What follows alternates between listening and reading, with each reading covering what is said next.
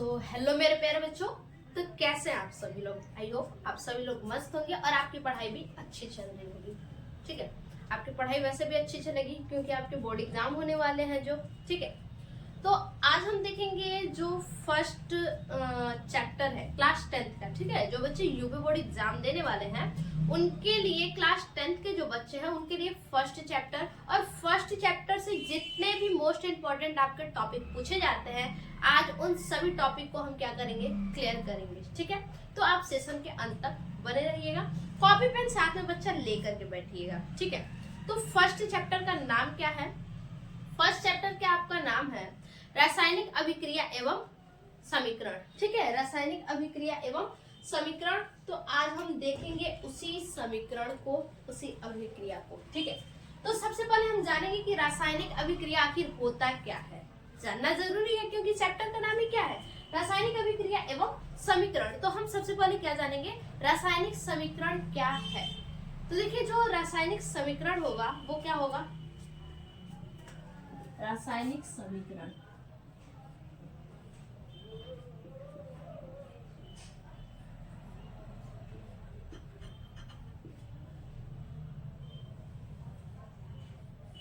आखिर रासायनिक समीकरण नहीं, रासायनिक अभिक्रिया पहले। ठीक है, हेडिंग क्या है, रासायनिक अभिक्रिया। तो देखेंगे रासायनिक अभिक्रिया।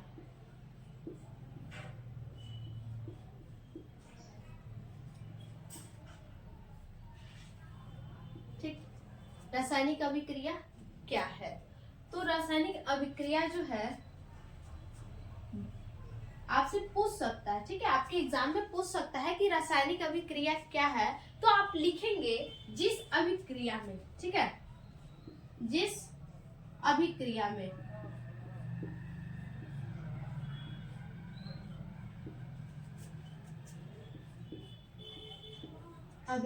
में नए गुण वाले, ठीक है, कैसे नए गुण वाले, नए गुण वाले पदार्थ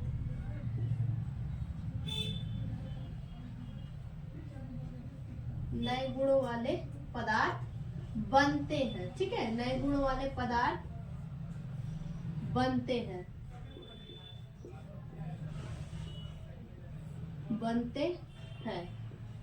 उसे क्या कहते हैं, उसे जो है रासायनिक अभिक्रिया कहते हैं।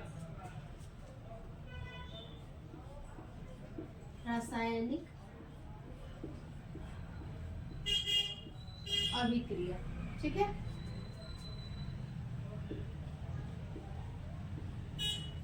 अभिक्रिया कहते हैं।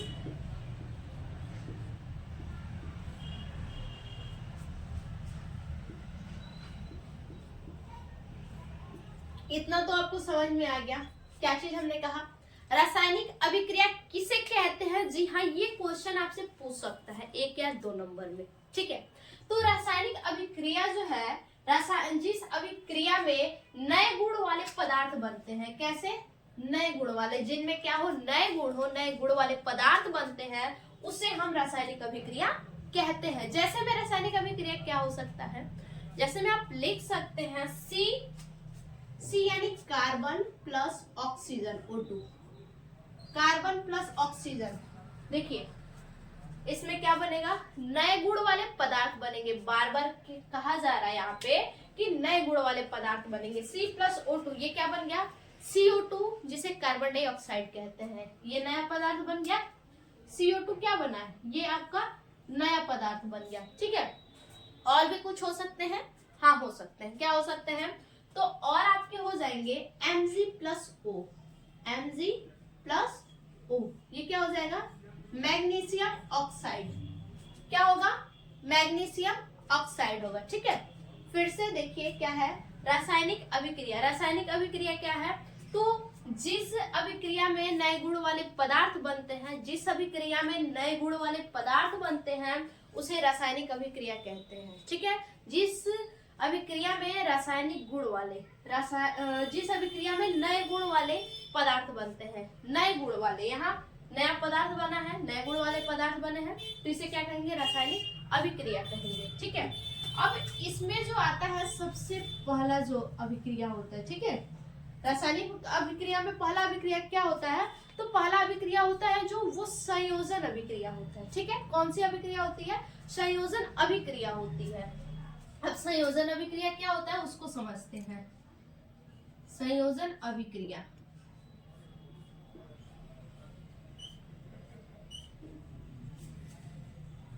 संयोजन अभिक्रिया, ठीक है। अब देखिए संयोजन अभिक्रिया का मतलब क्या होता है? तो संयोजन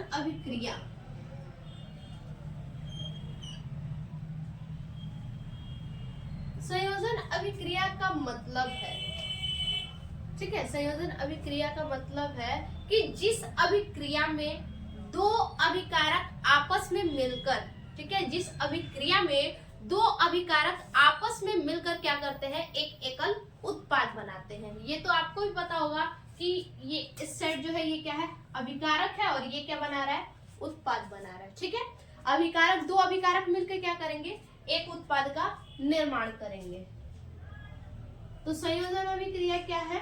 संयोजन अभिक्रिया जिस अभिक्रिया में, ठीक है, जिस अभिक्रिया में, जिस अभिक्रिया में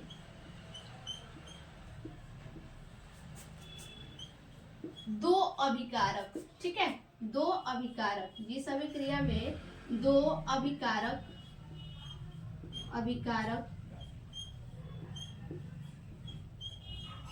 दो अभिकारक मिलकर, दो अभिकारक मिलकर, दो अभिकारक मिलकर एक, दो अभिकारक मिलकर क्या करते हैं? एक एकल उत्पाद का निर्माण करते हैं। एक एकल, एकल यानी केवल एक ही उत्पाद का निर्माण होगा। एकल उत्पाद, उत्पाद का निर्माण करते हैं, निर्माण करते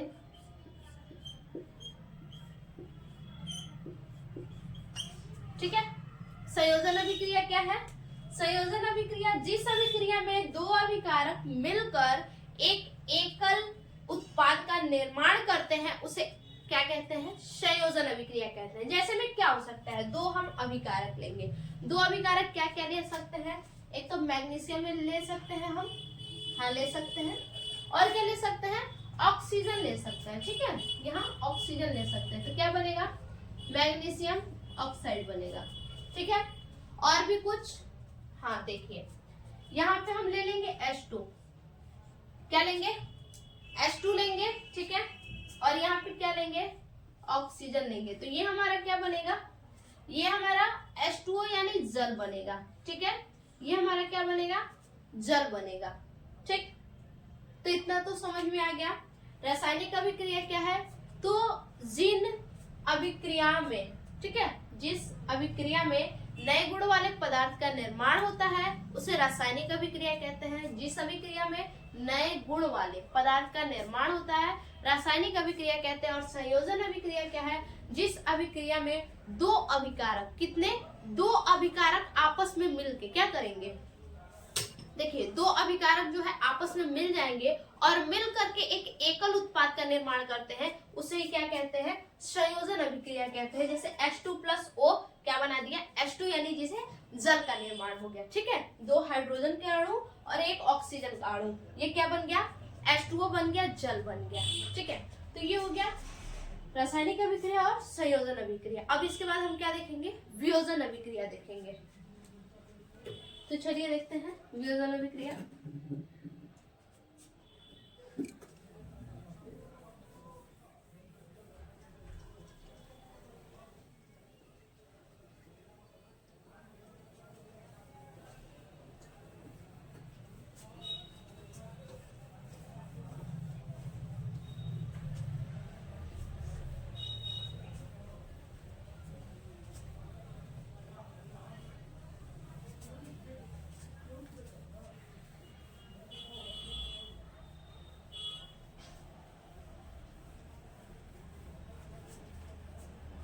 वियोजन अभिक्रिया में जो है 3 तरह से अभिक्रियाएं होती है, ठीक है। वियोजन अभिक्रिया में कितने तरह से? 3 तरह से अभिक्रिया होती है।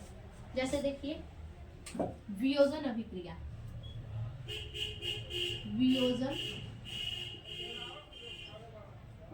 अभिक्रिया, ठीक है। वियोजन अभिक्रिया क्या है? संयोजन अभिक्रिया का जस्ट अपोजिट होता है, ठीक है।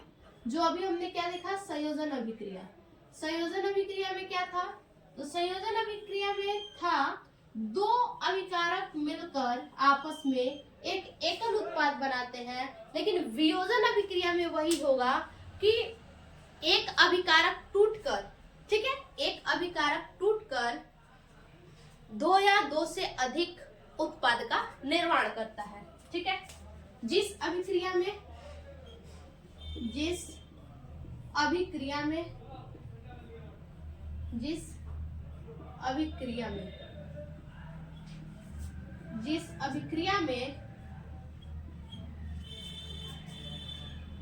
एक अभिकारक, ठीक है, एक अभिकारक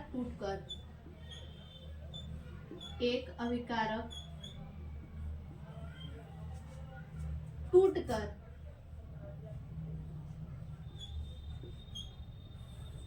एक या एक से अधिक, ठीक है, एक या एक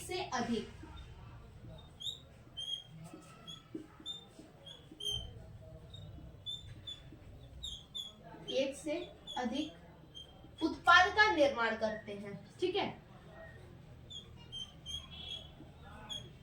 उत्पाद का निर्माण करते हैं।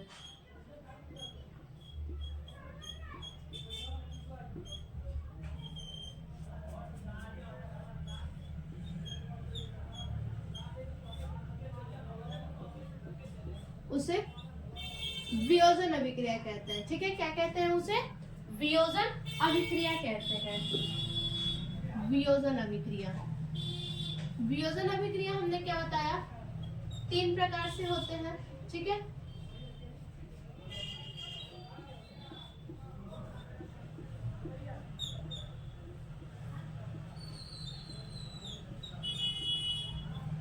ये 3 प्रकार से होते हैं। एक तो होता है उष्मा के द्वारा। किसके द्वारा? 3 प्रकार से, 3 प्रकार से होते हैं, ठीक है, 3 प्रकार से होते हैं। एक तो किसके द्वारा होता है? उष्मा के द्वारा। किसके द्वारा? उष्मा के द्वारा होता है।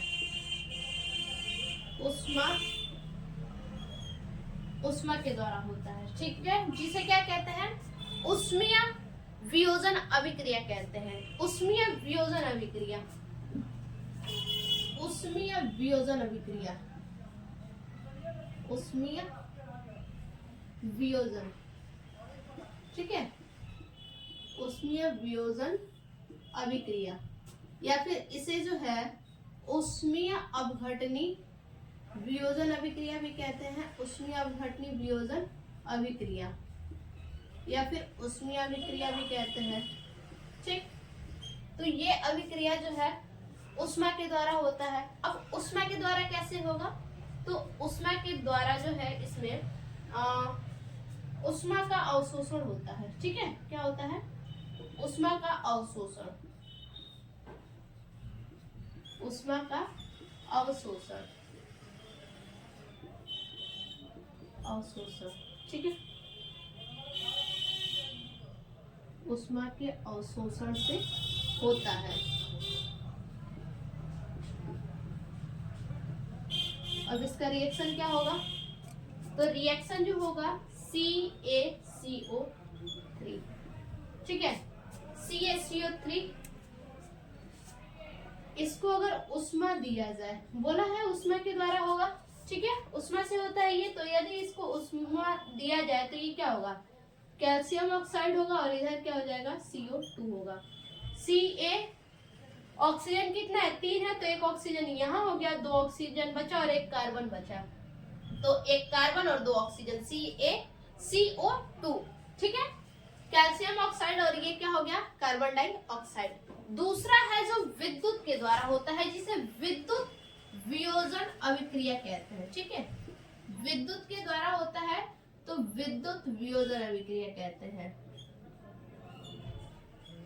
विद्युत वियोजन अभिक्रिया।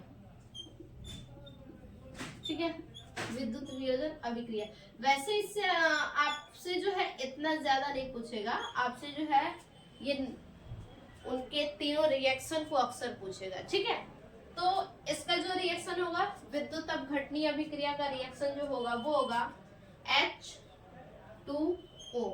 अब देखिए इसको जल में प्रवाहित किया जाए, ठीक है, विद्युत इसमें अगर विद्युत प्रवाहित की जाए तो क्या होगा, H2 अलग हो जाएगा और क्या होगा, O अलग हो जाएगा, यानी हाइड्रोजन अलग हो जाएगा और ऑक्सीजन क्या होगा, अलग हो जाएगा। अब तीसरा जो आता है आपका इसमें, तीसरा वो होता है, तीसरा जो आता है वो प्रकाश वियोजन अभिक्रिया। ठीक है, प्रकाशीय वियोजन अभिक्रिया या फिर प्रकाश वियोजन अभिक्रिया, बात एक ही है।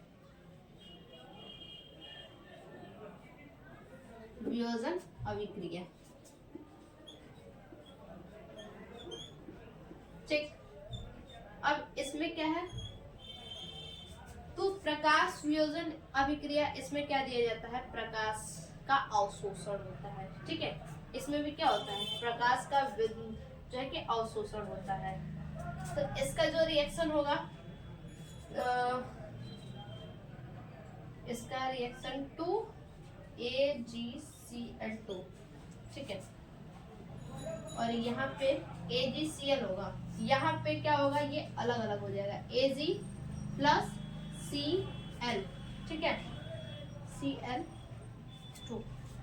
ठीक, तो रिएक्शन को भी कंप्लीट करना है तो ऐसे कर देंगे।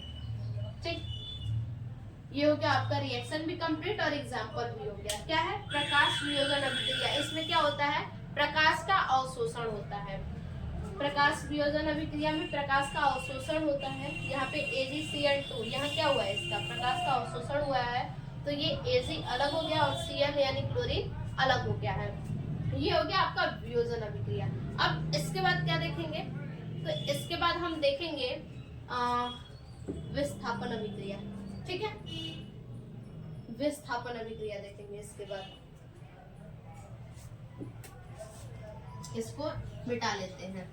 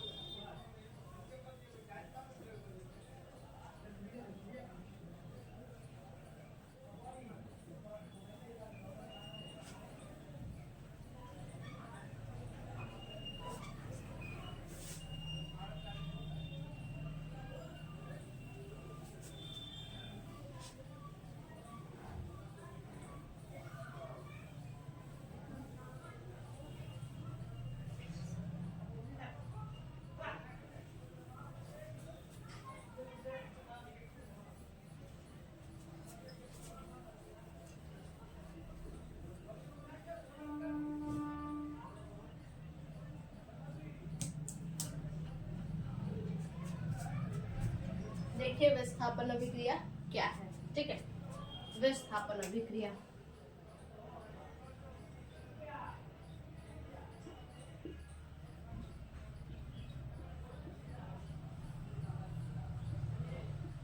देखिए बच्चे जो इम्पोर्टेंट है वही आपको बताया जा रहा है। ठीक है, जो आपके एग्जाम के लिए इम्पोर्टेंट है बस वही आपको यहाँ बताया जा रहा है, उससे अलग कुछ भी नहीं। अब विस्थापन अभिक्रिया क्या होता है, तो विस्थापन अभिक्रिया जो है, जिन अभिक्रिया में, ठीक है, जिस अभिक्रिया में कम अधिक क्रियाशील वाले तत्व कम क्रियाशील वाले तत्वों के साथ क्या करते हैं, कम क्रियाशील वाले तत्वों के जो यौगिक होते हैं उनके साथ रिएक्शन करके उनको विस्थापित कर देते हैं, उसे क्या कहते हैं, विस्थापन अभिक्रिया। ठीक है, जिस अभिक्रिया में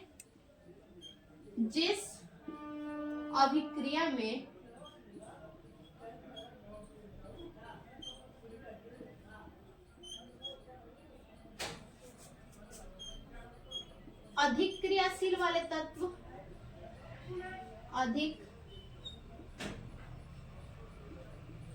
क्रियाशील वाले तत्व, ठीक है, अधिक क्रियाशील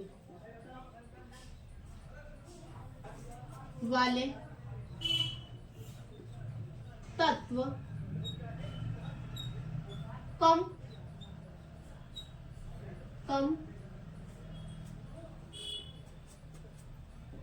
क्रियाशील वाले कम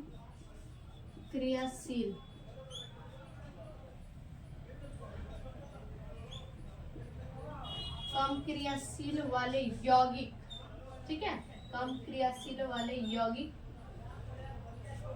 जिस अभिक्रिया में अधिक क्रियाशील वाले तत्व कम क्रियाशील वाले तत्व के यौगिक को विस्थापित कर देते हैं, तत्व के यौगिक को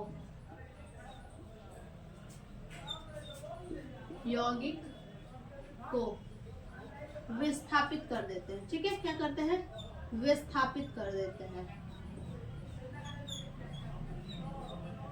विस्थापित कर देते हैं। अब जैसे में क्या होगा, विस्थापित कर देते हैं, उसे क्या कहते हैं, विस्थापन अभिक्रिया कहते हैं, ठीक है, उसे विस्थापन अभिक्रिया कहते हैं। ध्यान दीजिए, पहले तो क्या है कि जिस अभिक्रिया में अधिक क्रियाशील वाले तत्व में आप क्या ले सकते हैं, आयरन ले सकते हैं, ठीक है, क्या ले सकते हैं, आयरन ले सकते हैं Fe, और कम क्रियाशील वाले तत्व को क्या लेंगे, CuSO4, कॉपर सल्फेट, ठीक है, CuSO4। तो आयरन को कॉपर सल्फेट के साथ क्या करवाएंगे, रिएक्शन करवाएंगे, तो क्या हमें मिलेगा, क्या मिलेगा, तो इधर जो है आयरन सल्फेट मिल गया, और यहाँ कॉपर को क्या कर दिया, विस्थापित कर दिया, ठीक है, कॉपर को क्या किया, विस्थापित कर दिया। अधिक क्रियाशील वाले तत्व क्या है, आयरन है, और कम क्रियाशील वाला तत्व क्या है, कॉपर, CuSO4, ठीक है। अब इसमें यदि रिएक्शन करवाया गया तो क्या हुआ कि अधिक क्रियाशील वाला तत्व क्या कर लिया, सल्फेट से रिएक्शन कर लिया, आयरन सल्फेट बन गया, और ये क्या है, कॉपर को विस्थापित कर दिया, ठीक है। तो आप रिएक्शन से भी याद कर सकते हैं, कोई दिक्कत नहीं है, कि अधिक क्रियाशील वाले तत्व, याद रखिएगा, आयरन क्या है, अधिक क्रियाशील वाला तत्व है, तो अधिक क्रियाशील वाले तत्व, जिस अभिक्रिया में अधिक क्रियाशील वाले तत्व कम क्रियाशील वाले तत्व के यौगिक को क्या करते हैं, विस्थापित कर देते हैं, उसे क्या कहते हैं, विस्थापन अभिक्रिया कहते हैं। अब बात आती है कि द्विविस्थापन क्या है, ठीक है, द्विविस्थापन अभिक्रिया, द्विविस्थापन अभिक्रिया,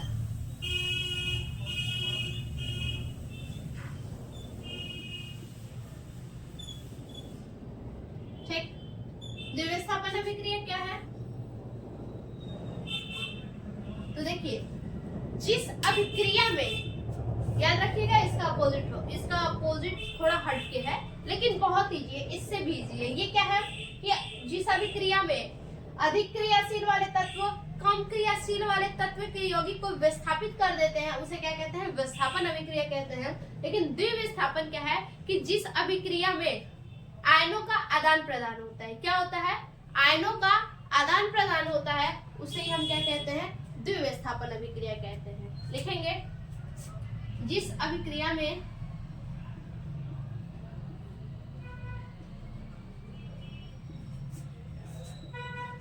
आप भी अपने कॉपी पर साथ साथ लिखते जाइए, ठीक है, ऐसे आपको याद हो जाएगा। जिस अभिक्रिया में आयनों का, ठीक है, यौगिकों के आयनों का, जिस अभिक्रिया में, हाँ ठीक है, जिस अभिक्रिया में आयनों का आदान प्रदान हो, ठीक है,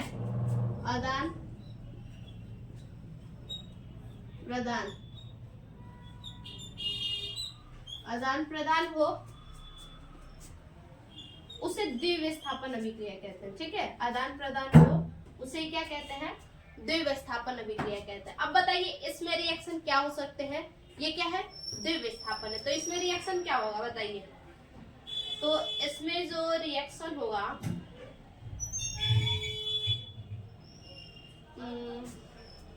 लिखेंगे BaCl2 प्लस, और क्या कर सकते हैं, इसमें आयनों का आदान प्रदान करना है ना, तो Na2SO4, ठीक है। इसको लिख सकते हैं BaCl Na2SO4। अब इसको विस्थापित करना है, आयन को क्या करना है, विस्थापित करना है। तो कैसे विस्थापित होगा, देखिए यहाँ पे BaSO4 एक साथ रखेंगे, ठीक है। इस पे भी 2 है चार्ज और इस पे भी क्या है, 2 चार्ज है, तो ये एक साथ हो जाएंगे 2NaCl, ठीक है। प्लस क्या होगा, ये BaSO4, ठीक है। ये हो गया, क्या है, द्विविस्थापन अभिक्रिया। जिस अभिक्रिया में आयनों का आदान प्रदान हो उसे हम द्विविस्थापन अभिक्रिया कहते हैं, ठीक है। अब इसके बाद आपका आएगा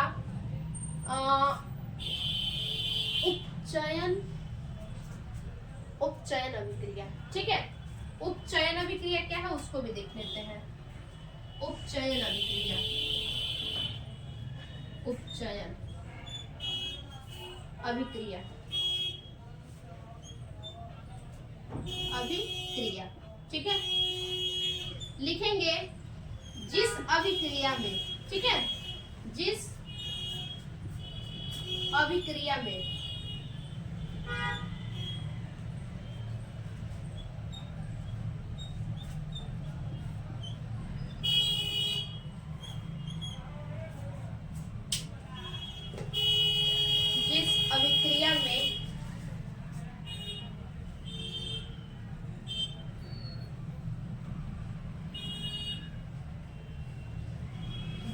अभिक्रिया में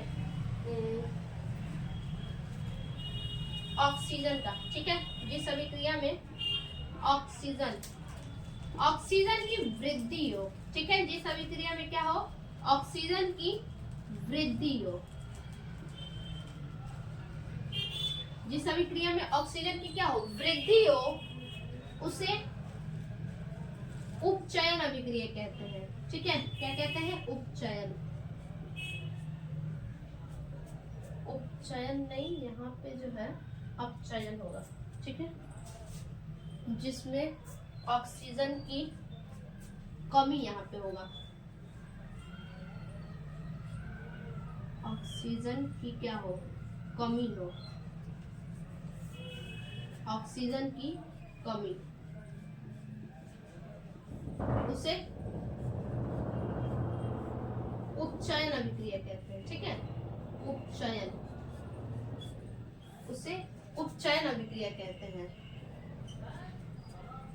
देखिए उपचयन क्या है, उपचयन अभिक्रिया जिस अभिक्रिया में ऑक्सीजन की कमी हो, ठीक है, ऑक्सीजन की कमी हो उसे उपचयन अभिक्रिया कहते हैं, ठीक है, उपचयन अभिक्रिया कहते हैं। अब जैसे रिएक्शन क्या हो जाएगा, रिएक्शन भी देना पड़ेगा इसका। तो देखिए रिएक्शन क्या देंगे, तो रिएक्शन जो आपका होगा वो होगा कॉपर प्लस ऑक्सीजन, ठीक है, कॉपर प्लस ऑक्सीजन, और ये क्या हो जाएगा, कॉपर ऑक्साइड, कॉपर ऑक्साइड हो गया। और इसी का जस्ट अपोजिट अपचयन की बात करते हैं, तो किसकी, अपचयन अभिक्रिया, अपचयन अभिक्रिया, अपचयन अभिक्रिया में क्या होता है, तो जस्ट अपोजिट होता है इसका अपचयन अभिक्रिया में। लिखेंगे जिन अभिक्रिया में, जिन अभिक्रिया में या जिस अभिक्रिया में, ठीक है, जिस अभिक्रिया में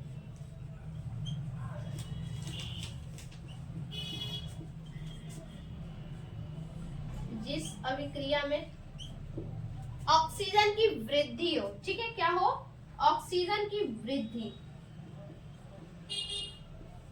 ऑक्सीजन की वृद्धि हो,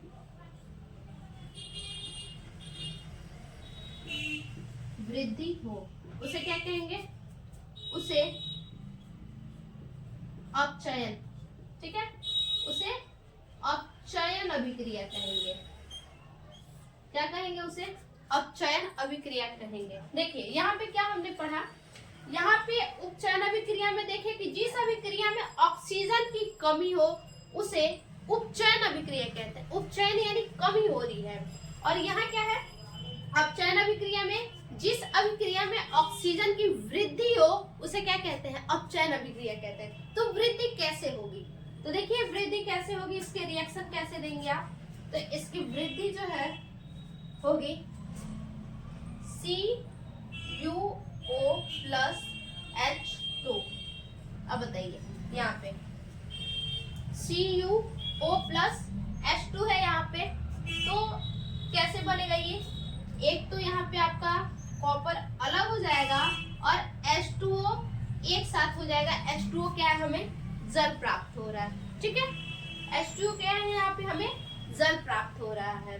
तो इसमें ऑक्सीजन की वृद्धि हो रही है और इसमें क्या हो रही है? ऑक्सीजन की कमी हो रही है।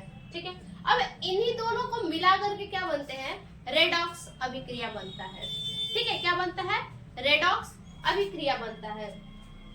यहाँ पे जो है उपचयन को ऑक्सीकरण भी कहते हैं। आपको कभी कभी उपचयन ना देके एग्जाम में दे देगा कि ऑक्सीकरण अभिक्रिया क्या है। ठीक है, तो उपचयन या फिर ऑक्सीकरण दोनों एक ही बात है, कंफ्यूज मत होइएगा आप।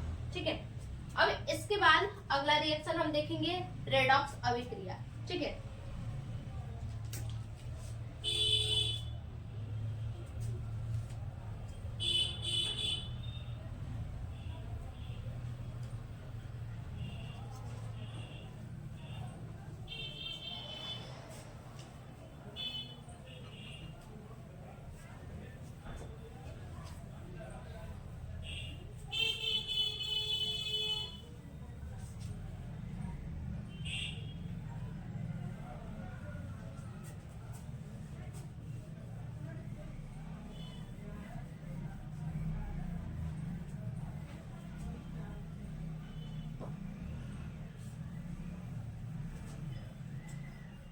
रेडॉक्स रिएक्शन क्या कहा हमने? रेडॉक्स रिएक्शन जो है वो अपचयन और उपचयन दोनों मिला के है।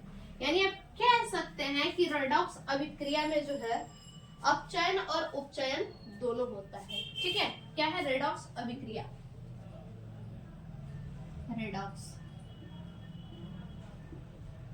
अभिक्रिया। ठीक है,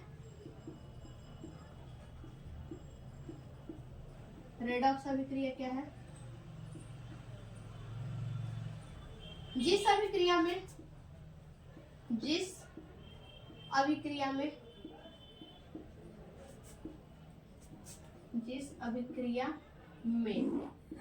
ठीक है ऑक्सीकरण, क्या चीज?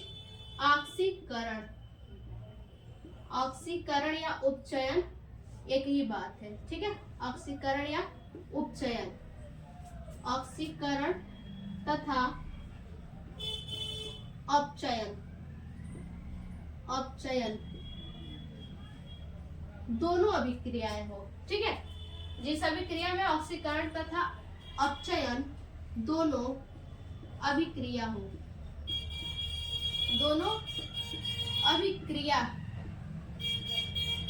अभिक्रिया हो, उसे क्या कहते हैं? उसे जो है उसे रेडॉक्स अभिक्रिया कहते हैं। ठीक है, रेडॉक्स अभिक्रिया, रेडॉक्स अभिक्रिया कहते हैं, रेडॉक्स अभिक्रिया कहते हैं। ठीक है, क्या है? जिस अभिक्रिया में ऑक्सीकरण तथा अपचयन, यानी यहाँ पे क्या हमने बताया? ऑक्सीजन की हानि भी होगी और क्या होगा? ऑक्सीजन की वृद्धि भी होगी। ठीक है, तो कैसे देखेंगे? देखिए यहाँ पे होगा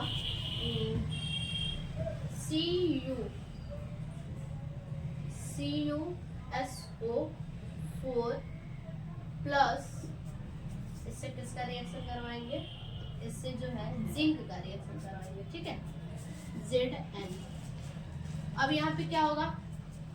जब रिएक्शन करवाएंगे इसका तो ये Zn जो है, ठीक है, Zn यहाँ क्या करेगा? Zn SO4। अब बताइए यहाँ पे क्या हुआ, ऑक्सीजन की वृद्धि हुई, जिंक सल्फेट ऑक्सीजन की क्या हुई, वृद्धि हुई, तो यहाँ क्या कहेंगे, यहाँ जो है अपचयन हुआ। ठीक है, अपचयन हुआ यहाँ पे। और यहाँ पे कॉपर के साथ यहाँ पे क्या हुआ, यहाँ पे कॉपर आ गया, तो कॉपर के साथ जो है उपचयन हुआ। ठीक है, उपचयन हुआ कॉपर के साथ, यानी जिसे ऑक्सीकरण कहेंगे, ऑक्सीकरण, ऑक्सीकरण, उपचयन हुआ या फिर ऑक्सीकरण हुआ, बात एक ही है। ठीक है, इतना तो समझ में आ गया। क्या है, उपचयन में ऑक्सीजन की कमी हो रही है, अपचयन में ऑक्सीजन की वृद्धि हो रही है, और रेडॉक्स अभिक्रिया में दोनों होते हैं। यहाँ क्या हुआ है, जिंक जो है सल्फेट के साथ अभिक्रिया करके जिंक सल्फेट बना लिया, यानी यहाँ पे क्या हुआ, ऑक्सीजन की वृद्धि हुई जो कि अपचयन कहा जाएगा, और यहाँ कॉपर क्या हुआ, अलग कर दिया, यानी ऑक्सीकरण हुआ कॉपर का। ठीक है, कॉपर का क्या हुआ, ऑक्सीकरण हो गया। अब उसके बाद क्या है, देखिए अब इसके बाद देखेंगे उष्मा क्षेपी और उष्मा शोषी अभिक्रिया। ठीक है,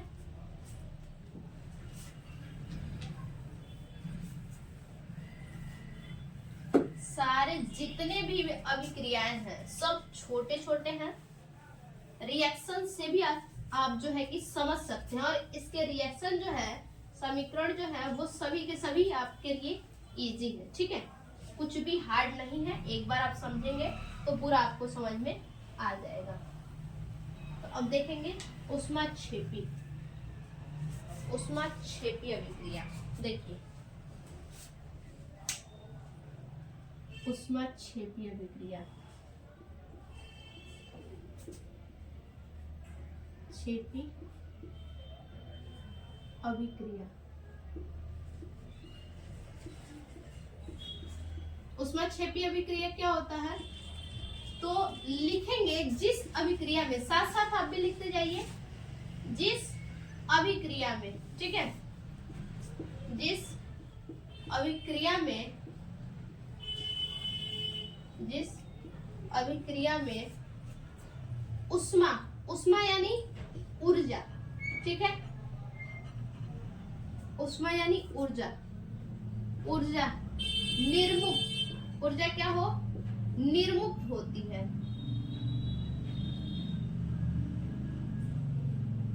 निर्मुक्त, जिस अभिक्रिया में ऊष्मा निर्मुक्त होती है, ठीक है, निर्मुक्त होती है, उसे क्या कहते हैं, उष्माक्षेपी अभिक्रिया, उसे क्या कहते हैं, उष्माक्षेपी अभिक्रिया कहते हैं। इसका रिएक्शन भी कुछ होगा, तो रिएक्शन इसके होंगे मैग्नीशियम प्लस ऑक्साइड। इसको क्या किया जाए, उष्मा दिया जाए इसको, तो उष्मा दिया जाएगा तो ये क्या बन जाएगा, मैग्नीशियम ऑक्साइड प्लस ऊर्जा। ठीक है, मैग्नीशियम ऑक्साइड प्लस ऊर्जा बन जाएगा। अब क्या आएगा, उष्माक्षेपी अभिक्रिया तो हो गया, अब हम देखेंगे उष्मा शोषी अभिक्रिया। ठीक है, उष्मा शोषी,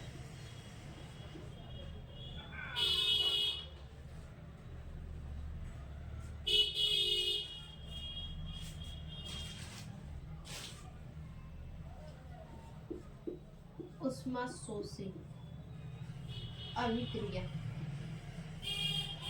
अभिक्रिया। अब इसमें क्या होता है, तो ये जो है इसमें उष्मा का अवशोषण होता है, नाम ही क्या है, उष्मा शोषी, यानी उष्मा का क्या होगा, उष्मा का अवशोषण होगा। तो जिस अभिक्रिया में, जिस अभिक्रिया में, जिस अभिक्रिया में उष्मा का अवशोषण हो, ठीक है, उष्मा का अवशोषण हो, अवशोषण, अवशोषण, उसे उष्मा शोषी, उष्मा शोषी, उसे उष्मा शोषी अभिक्रिया कहते हैं। ठीक है, उष्माशोषी अभिक्रिया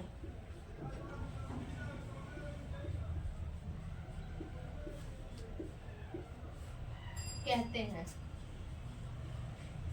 अब बात करते हैं इसके रिएक्शन की। ठीक है, इसका रिएक्शन क्या होगा, तो लिखा ही क्या है यहाँ पे, उष्माशोषी अभिक्रिया उष्माक्षेपी। उष्माक्षेपी का मतलब कि जहाँ उष्मा निर्मुक्त होती है। ठीक है, उष्मा क्या हो, निर्मुक्त हो जाए, यानी उष्मा क्या हो, खत्म हो। और यहाँ पे जो है उष्मा शोषी, यानी उष्मा का शोषण किया जा रहा है। ठीक है, जिस अभिक्रिया में उष्मा का अवशोषण हो उसे उष्मा शोषी अभिक्रिया कहते हैं। जैसे आप लिख सकते हैं क्या चीज, कैल्शियम कार्बोनेट CaCO3। ठीक है, अब इसको क्या किया जाए, यदि इसमें उष्मा का अवशोषण किया जाए तो क्या होगा, यहाँ पे आपका CaO कैल्शियम ऑक्साइड बनेगा और CO2 यहाँ पे आ जाएगा। कैसे, Ca हमने यहाँ लिख दिया, ऑक्सीजन जो है यहाँ पे 3 है, एक ऑक्सीजन हम यहाँ रख दिए, 2 ऑक्सीजन बचा, 2 ऑक्सीजन हम यहाँ रख दिए, एक कार्बन बचा और एक कार्बन हमने यहाँ रख दिया। तो ये कैल्शियम ऑक्साइड हो गया और ये जो है कार्बन डाइऑक्साइड हो गया। ठीक है, अब इसके बाद हम क्या देखेंगे, अवक्षेपण। ठीक है, अब इसके आगे हम क्या देखेंगे, अवक्षेपण देखेंगे। तो चलिए देखते हैं अवक्षेपण क्या है।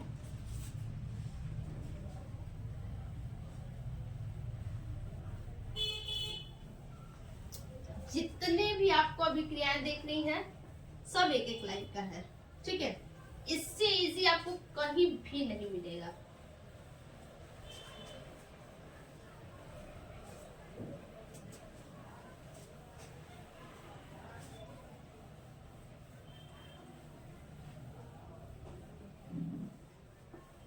साथ साथ आप भी लिखते जाइएगा और जितना भी बता रहे हैं, लिखवा रहे हैं, सबका स्क्रीनशॉट लेते जाइएगा। ठीक है, अगर आप अभी नहीं लिख रहे हैं तो स्क्रीनशॉट लेते जाइएगा सबका, ताकि बाद में आपको समझने में कोई दिक्कत ना हो।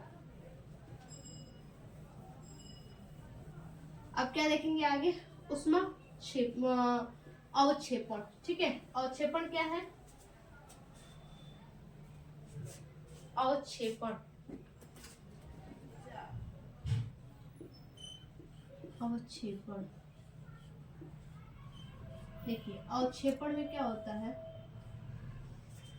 जिस अभिक्रिया में अवक्षेप पदार्थ का निर्माण होता है उसे क्या कहते हैं, अवक्षेपण कहते हैं। ठीक है, क्या लिखेंगे, जिस अभिक्रिया में, जिस अभिक्रिया में, ठीक है, अभिक्रिया में अवक्षेप पदार्थ का निर्माण, अवक्षेप पदार्थ का निर्माण हो। ठीक है, अवक्षेप पदार्थ का क्या हो, निर्माण होता है, अवक्षेप पदार्थ का निर्माण होता है, उसे क्या कहते हैं, अवक्षेपण कहते हैं। अब अवक्षेपण का रिएक्शन देख लेते हैं क्या होगा। ठीक है, तो अवक्षेपण का जो रिएक्शन होगा वो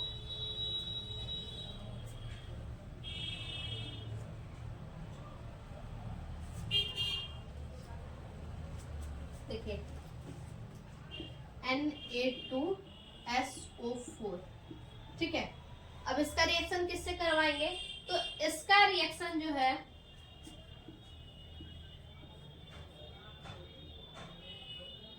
वेनेडियम क्लोराइड। ठीक है, इसका रिएक्शन करवाएंगे तो क्या प्राप्त होगा, यहाँ पे जो है इसका रिएक्शन इससे करवाएंगे। ठीक है,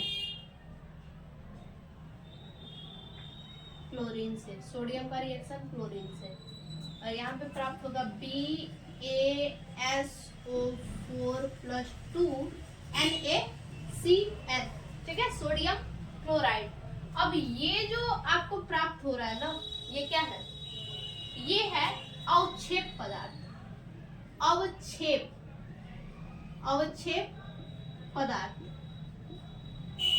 और यहाँ क्या लिखा गया है, जिस अभिक्रिया में अवक्षेप पदार्थ का निर्माण होता है, जिस अभिक्रिया में अवक्षेप पदार्थ का क्या होता है, निर्माण होता है, उसे ही क्या कहते हैं, अवक्षेप पदार्थ कहते हैं, उसे ही अवक्षेपण कहते हैं। ठीक है, जिस अभिक्रिया में अवक्षेप पदार्थ का निर्माण होता है उसे ही अवक्षेपण कहते हैं। अब इसके बाद हम देखेंगे क्या चीज,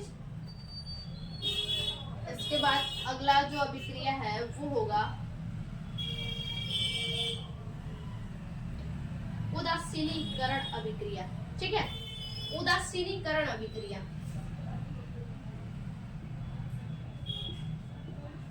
उदासीनीकरण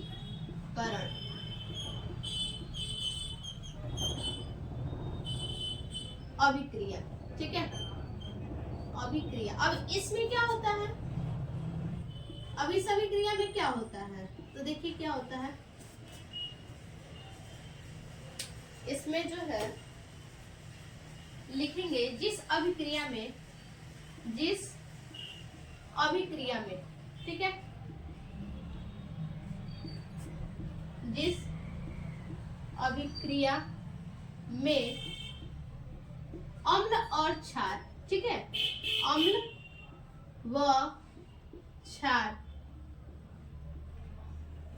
क्षार की अभिक्रिया से, क्षार की, अम्ल व क्षार की अभिक्रिया से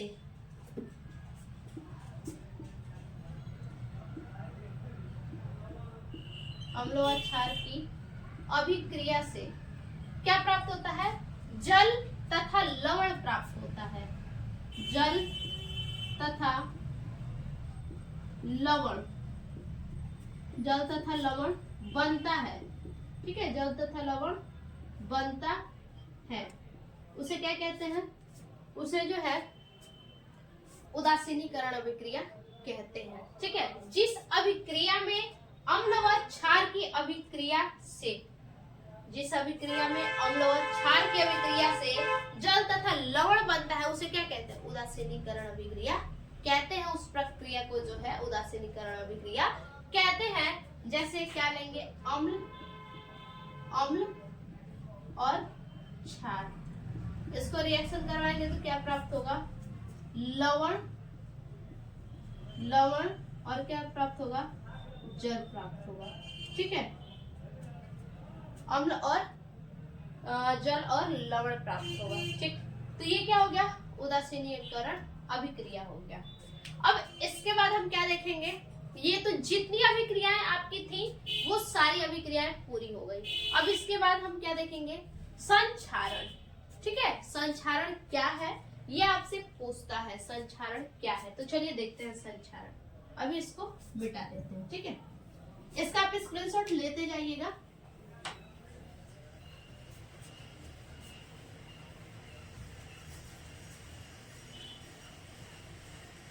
अम्ल और क्षार में जब अभिक्रिया करवाई जाती है, ठीक है, जब अम्ल और क्षार में अभिक्रिया करवाई जाती है तो ये क्या करते हैं, एक दूसरे के प्रभाव को उदासीन बना देते हैं। अम्ल क्षार के प्रभाव को और क्षार अम्ल के प्रभाव को क्या करते हैं, उदासीन बना देते हैं।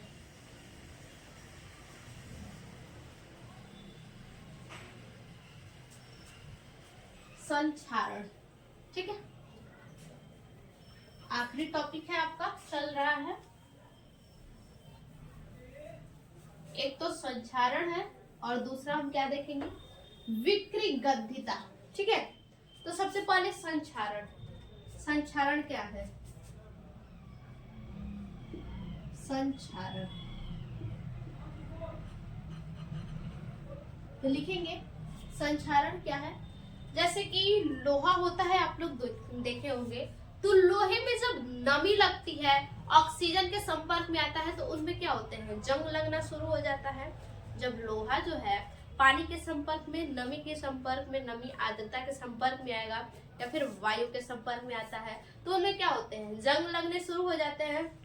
उसी तरह से क्या होते हैं, तांबे पे जो है हरी परत चढ़ने लगती है। ठीक है, तांबे पे क्या होते हैं, हरे परत चढ़ने लगते हैं। जब तांबा वायु के संपर्क में आता है, नमी आर्द्रता के संपर्क में वो भी आता है तो उनमें हरी परत चढ़ने लगते हैं। और वहीं अगर चांदी की बात की जाए तो चांदी जब संपर्क में आते हैं तो उनमें क्या होते हैं, काले परत चढ़ने लगते हैं। ठीक है, तो देखिए संक्षारण उसी को कहते हैं। तो संक्षारण क्या है, आप कैसे लिखेंगे, तो लिखेंगे संक्षारण जब कोई धातु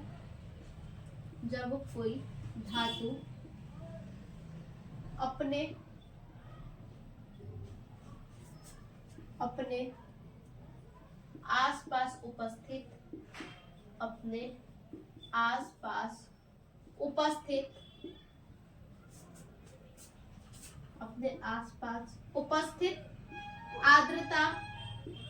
आर्द्रता वायु नमी के संपर्क में आते हैं। ठीक है, नमी के संपर्क में आते हैं, संपर्क में आते हैं तो यह संक्षारित हो जाते हैं, संक्षारित हो जाते हैं। ठीक है, इस प्रक्रिया ठीक है, इस प्रक्रिया को संक्षारण कहते हैं। क्या कहते हैं, संक्षारण। इस प्रक्रिया को संक्षारण कहते हैं। ठीक,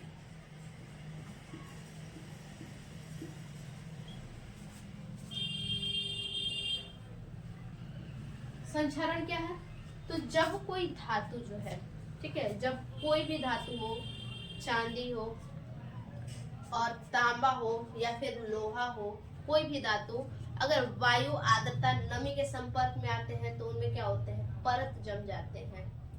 अभी हमने क्या बताया आपको, चांदी में काली परत। ठीक है, चांदी में क्या होते हैं, चांदी में काली परत और तांबे में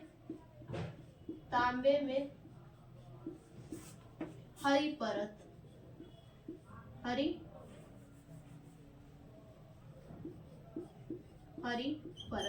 ठीक है, ये क्या होते हैं, यही संक्षारण के उदाहरण हैं। अब बात करते हैं कि विकृगंधिता क्या होता है। तो देखिए, विकृगंधिता, खाना तो सब लोग खाते होंगे और वैसे ठंडी का मौसम है तो अक्सर सब लोग गर्म ही खाते होंगे। ठीक है, ठंडी के मौसम में अक्सर सभी लोग गर्म खाना ही खाते होंगे, ठंडा नहीं किसी को पसंद होगा। ठीक, तो विकृगंधिता वही चीज है कि खाना क्या हो जाता है, ठंडा हो जाता है। जैसे कि देखिए, खाद्य पदार्थ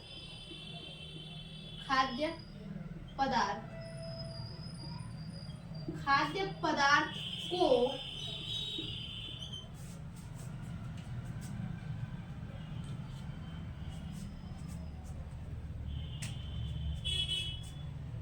कुछ दिन या कुछ समय, ठीक है, कुछ दिन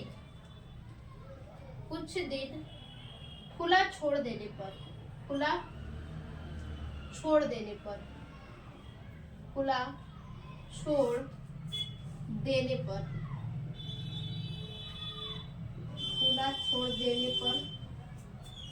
इसका गंध, ठीक है, खुला छोड़ देने पर इसका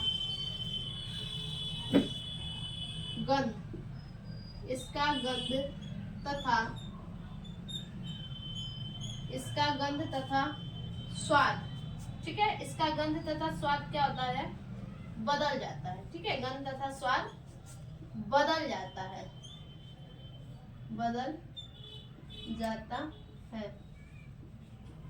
तो देखिए, विकृगंधिता क्या है, कोई खाद्य पदार्थ हो, जैसे कि अगर खाना को हम ले लेते हैं, ठीक है, खाना को अगर कहा जाए तो खाना क्या है, खाना को गर्म खाने को ठंडी देर खुले में छोड़ दिया जाए तो एक तो उसका गंध भी उड़ जाता है, जो खाने का स्मेल होता है वो उड़ जाता है, और खाने के स्वाद में भी क्या होती है, चेंजिंग होती है। ठीक है, जो स्वाद आपको गर्म खाने में मिलेगा वो ठंडे खाने में नहीं मिलता है। ऐसे आप लोग अक्सर आजमाए होंगे, जब गर्म खाना हम खाते हैं तो ज्यादा खा लेते हैं क्योंकि अच्छा लगता है, और वही ठंडा खाना जो है बहुत कम खा पाते हैं। ठीक है, या फिर कोई पैकेट का सामान ले लीजिए, जैसे कि चिप्स, कुरकुरे, ये सब हुआ, उसमें क्या होता है, उसमें भी नाइट्रोजन गैस होती है। ठीक है, जब तक उसमें गैस है तब तक तो ठीक है, अगर उसकी गैस क्या है, उसमें से खत्म है, कई दिन का रखा हुआ है, उसमें से उसके गैस खत्म है, उसके बाद आप उसको खाएंगे तो उसका टेस्ट आपको अच्छा नहीं लगेगा, और वही गैस उसमें भरा हुआ है, उसके बाद आप उसको खाते हैं तो उसमें क्या है, उसका टेस्ट अच्छा लगेगा, लेकिन गैस निकल चुका है, कई दिनों के बाद अगर आप खा रहे हैं तो उसका टेस्ट अच्छा नहीं लगता है। सेम वही चीज यहाँ कह रहा है, खाद्य पदार्थ को कुछ दिन खुला छोड़ देने पर इसका गंध तथा स्वाद में क्या, स्वाद जो हो क्या हो जाता है, बदल जाता है। ठीक है, तो इस प्रक्रिया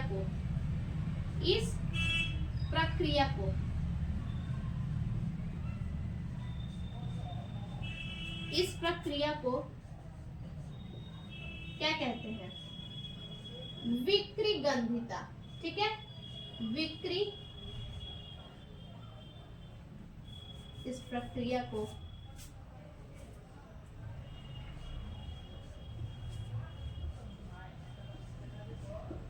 विकृगंधिता कहते हैं। ठीक है, विकृगंधिता कहते हैं।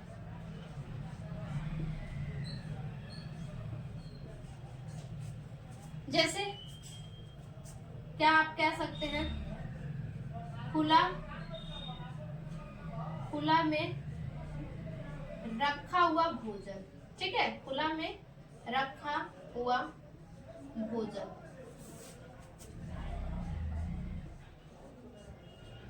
खुला में रखा हुआ भोजन। ठीक है, तो ये आपके हो गए जितने भी अभिक्रिया वगैरह, जितने इंपॉर्टेंट टॉपिक आपके फर्स्ट चैप्टर से पूछने वाले थे वो सभी हो गए।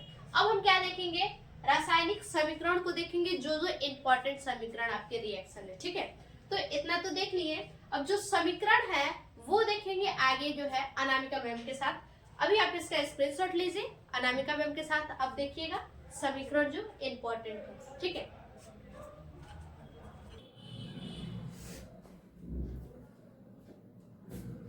तो हेलो बच्चों, मैं हूं आपकी अनामिका मैम। तो आज के इस वीडियो में हम देखेंगे रासायनिक समीकरण के बारे में।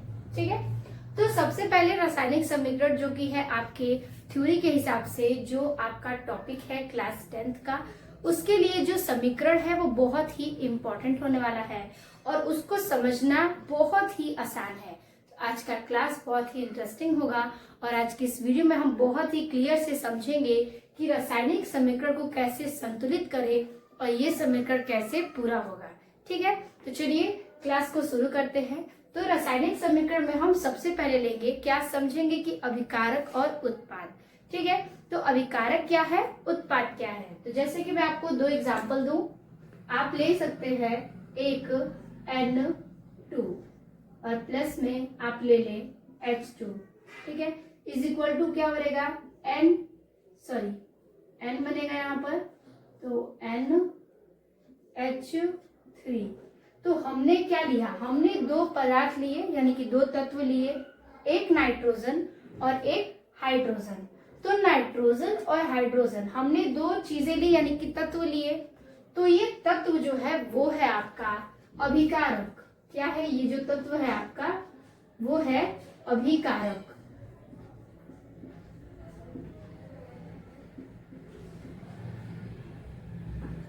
ठीक है, और जो बनके तैयार होगा ये वो है आपका उत्पाद। ठीक है, तो अभिकारक और उत्पाद वो तो आपको पता चल गया। अब देखिए समीकरण को हम संतुलित कैसे करें। तो यहाँ पर नाइट्रोजन 2 है, यहाँ पर हाइड्रोजन 2 है और बन रहा है क्या, अमोनिया। लेकिन यहाँ पर NH3 है यानी कि H के पास हाइड्रोजन 3 है, N के पास कुछ नहीं है। तो हमको क्या करना है, समीकरण को संतुलित करना है। ठीक है, तो संतुलित करने के लिए हम ले लेंगे यहाँ पर N2 2 प्लस ये जो H2 है, ठीक है, और यहाँ पर लेंगे NH3। अब संतुलित करने के लिए यहाँ पर आपके 2 नाइट्रोजन है और यहाँ पर 1 है। अगर हम यहाँ ये 2 पूरा करने के लिए यहाँ 2 लिखें तो नाइट्रोजन की संख्या पूरी हो जाएगी। और यहाँ देखिए हाइड्रोजन 2 है और यहाँ पर कितना है 3, तो ये देखिए ये 2 से 3 का गुणा होगा तो हाइड्रोजन की संख्या तो 6 हो जाएगी। ठीक है, तो हम क्या करेंगे कि यहाँ से ये 6 बन रहा है और नाइट्रोजन 2 नाइट्रोजन की तो संख्या पूरी हो गई, लेकिन बैलेंस करने के लिए ये जो 2 है ये H के 3 में गुणा होगा तो हाइड्रोजन की संख्या हो जाएगी 6 और यहाँ पर है 2। तो हम अगर यहाँ पर 3 रख दें हाइड्रोजन के पास तो 3 में 2 का मल्टीप्लाई होगा तो हो जाएगा 6। तो यहाँ पर भी हाइड्रोजन की संख्या 6 हो जाएगी और यहाँ पर भी 6 हो जाएगी और नाइट्रोजन की संख्या 2 है और यहाँ पर भी 2 है। तो ये बनके आपका क्या तैयार होगा, तो ये हमने क्रिया कंप्लीट की है। ठीक है, ये हमने संतुलित इसकी अभिक्रिया कर दी। अब इसका हम नाम क्या देंगे, तो ये है N2 यानी कि नाइट्रोजन और ये है आपका 3H2 यानी कि ये हो गया आपका हाइड्रोजन और दोनों मिलकर क्या बन रहा है, तो दोनों मिलकर बन रहा है NH3, तो ये हो जाएगा आपका अमोनिया। तो इस प्रकार से हमने क्या किया, इस रिएक्शन को कंप्लीट किया है। आपको क्या करना है, जो भी तत्व आप लेंगे उसके बीच का जो इस साइड का अभिकारक है और उत्पाद है वो दोनों की बैलेंसी क्या होनी चाहिए, बराबर होनी चाहिए। और बराबर करने के लिए भी आपको सब कुछ दिखेगा, बस आपको कंप्लीट करना है। और कंप्लीट कैसे होगा, तो जहां पर तत्व अलग अलग हैं उसकी संख्याओं को मिलानी है। यहाँ पर 2 थी, यहाँ पर 2 नहीं थी, तो हमने क्या किया 2 रख दिया। यहाँ पर हाइड्रोजन की संख्या सिर्फ 2 है लेकिन यहाँ पर 3 है। अगर हम यहाँ ये 2 ले रहे हैं तो यहाँ पे ये 6 हो जा रहा है, तो हम इसे भी 6 करेंगे। तो जब तक हम अभिकारक उत्पाद की जो बैलेंसी है वो इक्वल नहीं करते हैं, आपका जो समीकरण है वो तैयार नहीं होगा। तो इस प्रकार से जब हमने दोनों समीकरण की संख्या को संतुलित कर दिया तो इसी प्रकार से हमें क्या हो गए, तत्व जो है कि यौगिक मिलकर दोनों तत्व और यौगिक बराबर मिल जाएंगे। तो ये था आपका फर्स्ट रिएक्शन। अगला रिएक्शन है जो कि हम अलग से लेंगे,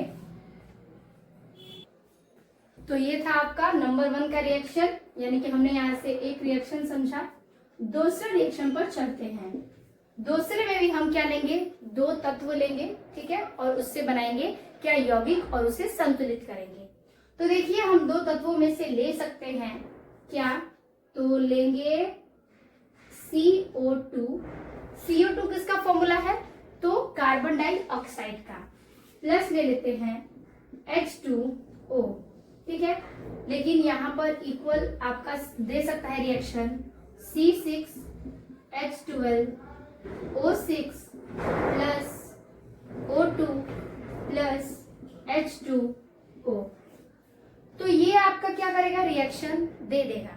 तो अगर ऐसा रिएक्शन देगा और संतुलित करने के लिए कहेगा तो फिर आप क्या करेंगे, तो देखिए सबसे पहले हम ये देखेंगे कि हमारे तत्व जो हैं वो कौन कौन से हैं।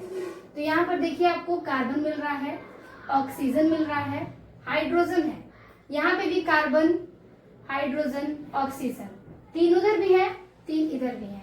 लेकिन आपको क्या करना है कि इन तीनों की संख्या को देखना है। तो यहाँ पर आप स्पष्ट रूप से देखिए कि ये जो C6H12O6 ये जो सूत्र है वो किसका है, ग्लूकोज का सूत्र है। तो यहाँ पर हमको देखना है कि कौन सी क्रिया कैसे कंप्लीट होगी। तो पहले ये आपका क्वेश्चन है, इसको हम नीचे उतारते हैं, फिर इसके रिएक्शन को कंप्लीट करेंगे। तो लिख लेंगे CO2 plus H2O is equal to बनेगा C6H12O6। तो यहाँ पर पहले आप समझ लीजिए कि देखिए ये आपके रिएक्शंस हैं। तो यहाँ पर देखिए जो C की संख्या है वो 6 है, ठीक है, और कहीं यहाँ पर 6 नहीं है। तो जो C यानी कार्बन की संख्या है वो है 6। तो हम इस कार्बन की संख्या में लिखेंगे क्या, 6। लिखेंगे 6, तो हमारा जो कार्बन है वो कंप्लीट हो गया। अब है क्या, ऑक्सीजन। तो ऑक्सीजन के लिए क्या करेंगे, तो यहाँ पे देखिए अगर यहाँ पर 6 है तो आगे वाली नंबर की गुणा पीछे होगा, तो 6 गुना के 12 क्या है, ऑक्सीजन है। ठीक है, तो 6 गुना के 12 क्या है, ऑक्सीजन है। तो यहाँ पर H2O यानी कि यहाँ पर 2 ऑक्सीजन यानी कि ये और 6 12 ऑक्सीजन। तो हम क्या अब करेंगे इधर, तो यहाँ पे नोट कर लेते हैं इस हिसाब से C6, ये क्लियर हो जाएगा। ठीक है, यहाँ से C6 और यहाँ से C6। ठीक है, अब लेंगे H12।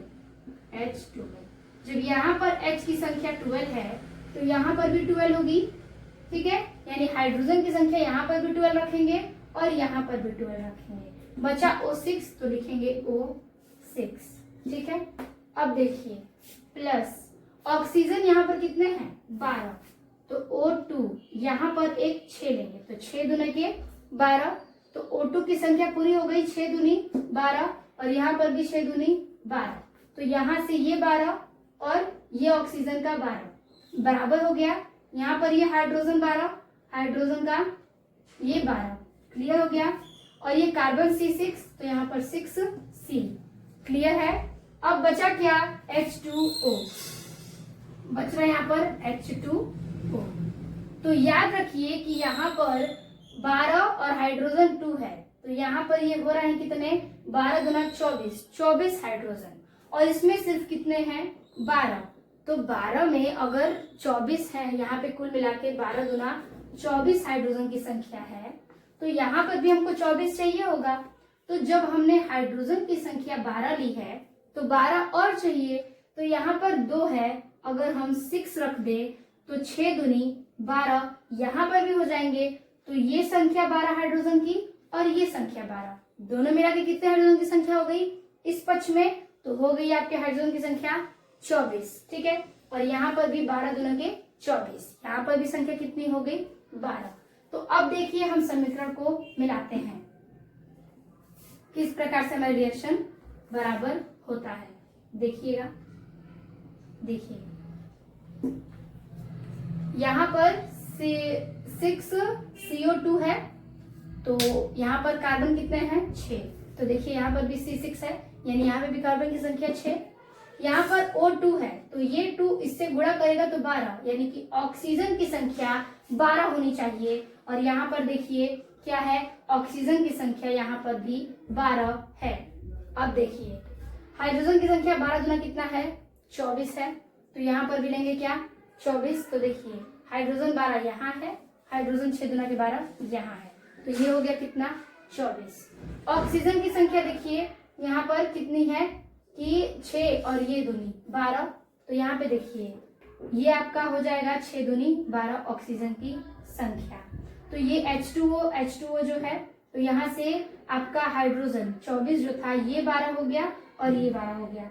तो कुल मिला के आपकी जो इक्वेशन है इधर भी और इधर के भी सब मिला के क्या हो रहे हैं, बराबर की संख्या में हो गए हैं। जो आपका कार्बन है वो भी 6 से 6 है, हाइड्रोजन है 12 है, और जो आपका ऑक्सीजन है, ऑक्सीजन की संख्या भी यहाँ से 12 and 12 यहाँ पर पड़ रही है। तो इस प्रकार से हमने इस रिएक्शन को पूरा किया है, लेकिन इसमें बनके तैयार क्या हो रहा है, तो ये CO2 क्या है, कार्बन डाइऑक्साइड है,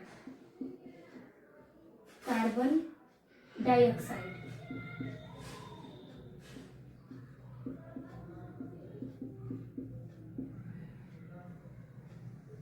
ये क्या है, H2O है आपका जल। यहाँ देखिए C6H12O6 ये आपका है ग्लूकोज। ठीक है, और ये 6O2 ये हो जाएगा आपका ऑक्सीजन।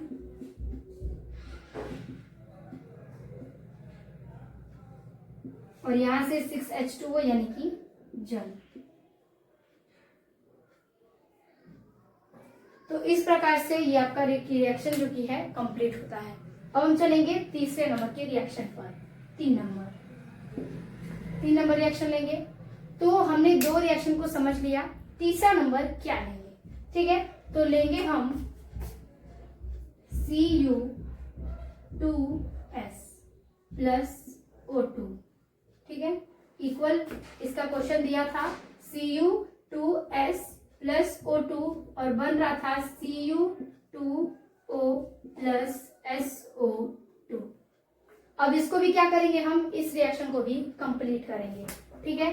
तो कंप्लीट करने के लिए क्या करना है, तो देखिए यहाँ पर है क्या Cu2s यानी कि कॉपर सल्फाइड, और ये क्या है ऑक्सीजन, और बन रहा है क्या कॉपर ऑक्साइड, और क्या ये सल्फर बन रहा है, ठीक है। तो यहाँ पे देखिए कि किस प्रकार से क्रिया पूरी होगी। तो यहाँ पर Cu यानी कॉपर की संख्या 2 है, और यहाँ पर भी कितनी है 2 है। यहाँ पर ऑक्सीजन की संख्या 2 है, लेकिन यहाँ पे कितनी है 1 है, और यहाँ पर 2 है, ठीक है। और यहाँ पर भी 1 है, यहाँ पर भी 1 है। तो पूरा कैसे करेंगे, तो Cu की संख्या 2, Cu की संख्या 2, ठीक है, और यहाँ पर सल्फर की संख्या कितनी है 2। तो लेंगे हम यहाँ पर 2Cu2s। अगर हम Cu2s लेते हैं तो यहाँ पर 2 संख्या में सल्फर हो जाएंगे, और यहाँ पर भी ये 2 संख्या में है, प्लस O2 लेंगे, तो यहाँ पर O2 ले लेंगे कितना, तो आपको भी करके देखते हैं कितने की जरूरत पड़ रही है। O कितना है, यहाँ पे 2 ऑक्सीजन है और यहाँ पर 1 है, 3 होने चाहिए, तो यहाँ पर भी हम ले लेंगे क्या 3O2। तो यहाँ पर 3 तो हो रहा है, लेकिन हम 3 ले रहे हैं, तो इसमें ऑक्सीजन की संख्या कितनी हो जा रही है 6 हो जा रही है। तो हम इधर क्या करेंगे, उसको पूरा कर देंगे। तो देखिए हम यहाँ पर लेंगे क्या, तो ले लेंगे 2Cu2 और ये O, और प्लस 2SO2। देखिए यहाँ पर क्या कह रहा है 2Cu2 यानी कि 2 दूना के 4, 2 दूना के 4, कॉपर कंप्लीट हो गया। अब यहाँ पे सल्फर कितना है 2 है, और यहाँ पर सल्फर कितना है 2 है। अब यहाँ देखिए 3O3 है, तो यहाँ पर ये बताइए 3O3 और 3 दूना के 6 ऑक्सीजन है, तो यहाँ पर भी तो 6 ऑक्सीजन चाहिए होगा। तो यहाँ पर 6 करने के लिए हम क्या करेंगे, यहाँ पर जब 2 ऑक्सीजन है तो हमको कितना चाहिए, और ये 2 4 हो गए, ये 2 इसके गुणा में जाएगा, तो यहाँ पर 2 ऑक्सीजन ऑलरेडी है, और ये O2 है, यानी कि यहाँ पे भी 2 ऑक्सीजन ऑलरेडी है। अगर हम यहाँ पर 2 ले लें तो 2 और ये 2 4, और इसका 2 का गुणा करेंगे तो कितना हो जाएगा 6। तो देखिए 2 दूना के 4 ऑक्सीजन यहाँ पे, और ये 2 की संख्या में यहाँ पे, तो ये 4 और ये 2 कितने हो जाएंगे 6 ऑक्सीजन। तो इस प्रकार से क्या होता है, ये समीकरण आपका हल होता है।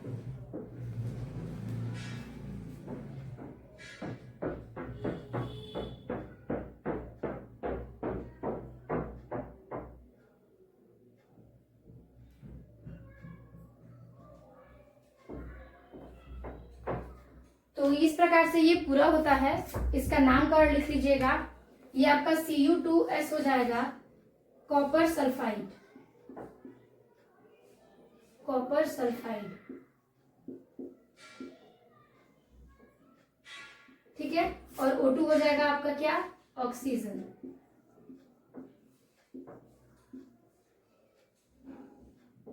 यहां पर क्या बन रहा है Cu2O यानी कि कॉपर ऑक्साइड बन रहा है, कॉपर ऑक्साइड।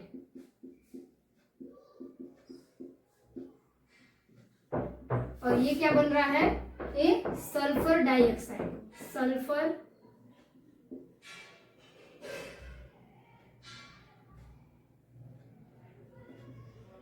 Sulphur dioxide.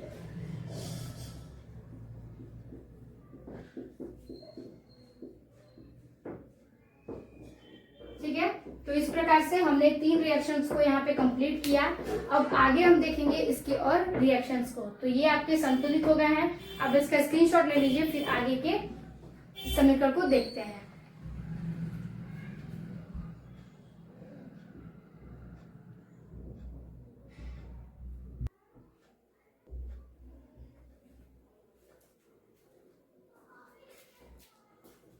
तो आगे चौथे रिएक्शन पे चलते हैं।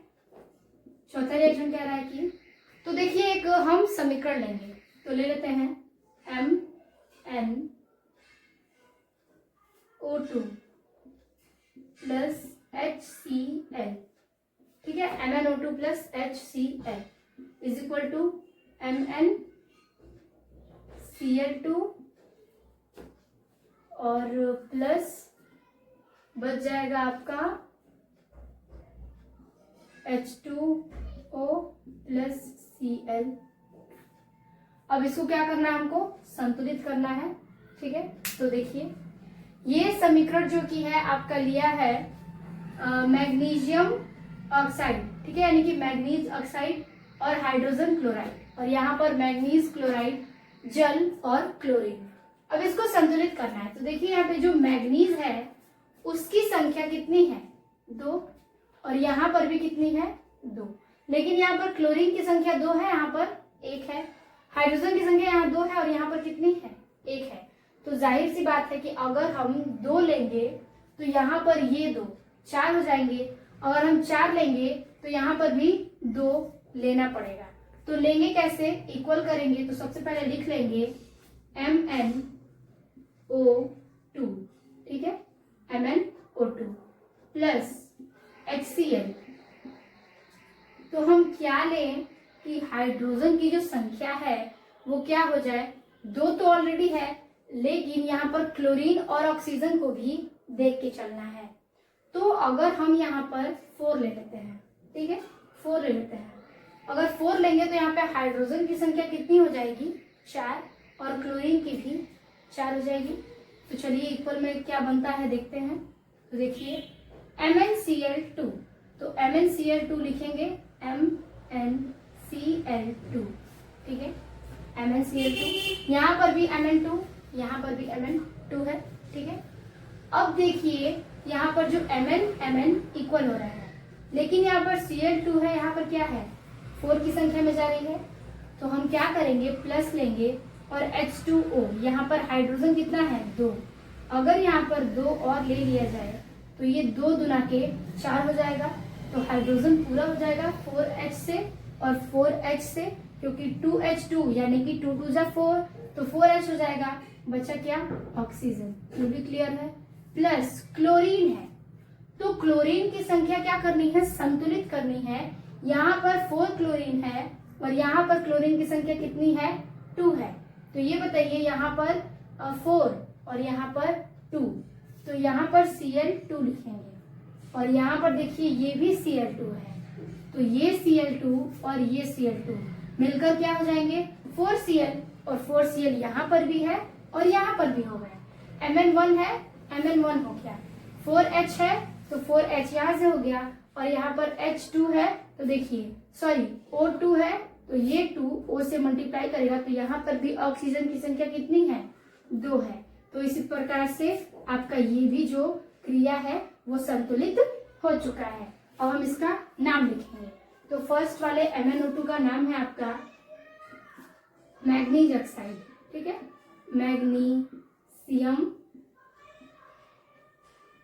ऑक्साइड, और ये हो जाएगा आपका हाइड्रोजन क्लोराइड, हाइड्रोजन क्लोराइड, ठीक है, और ये हो जाएगा आपका मैग्नीशियम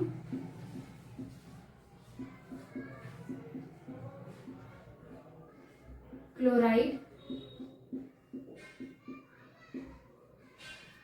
और प्लस 2H2 यानी कि ये हो जाएगा आपका जल, और ये हो जाएगा क्लोरीन, ठीक है।